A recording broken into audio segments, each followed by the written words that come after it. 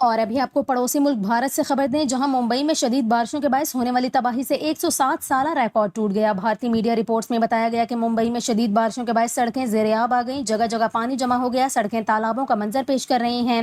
بھارتی محکمہ موسمیات کی جانب سے پہلے ہی ممبئی میں شدید بارشوں کے حوالے سے الرٹ جاری کیا گیا تھا۔ پھر ممبئی میں شدید بارشیں ہوئیں، جس کے باعث نظام زندگی درہم برہم ہو گیا۔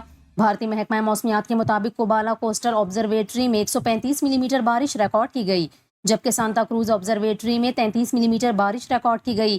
بھارتی محکمہ موسمیات کے ریکارڈ کے مطابق کوبالا آبزرویٹری میں مئی میں اب تک سب سے زیادہ بارش ریکارڈ کی گئی، جو 295 ملی میٹر ہے۔ اس بارش نے مئی 1918 میں ریکارڈ شدہ 279.4 ملی میٹر بارش کا ریکارڈ بھی توڑ دیا۔ ممبئی میں سب سے زیادہ ایک دن کی بارش کا ریکارڈ سانتا کروز آبزرویٹری پر 27 جولائی 2005 کو 944 ملی میٹر اور کوبالا آبزرویٹری پر 5 جولائی 1974 کو 575 ملی میٹر ہے۔ رپورٹ میں بتایا گیا کہ سانتا کروز اسٹیشن نے مئی میں اب تک 197.8 ملی میٹر بارش ریکارڈ کی ہے، جبکہ اسی مہینے میں سب سے زیادہ بارش کا ریکارڈ سال 2000 میں 387.8 ملی میٹر تھا۔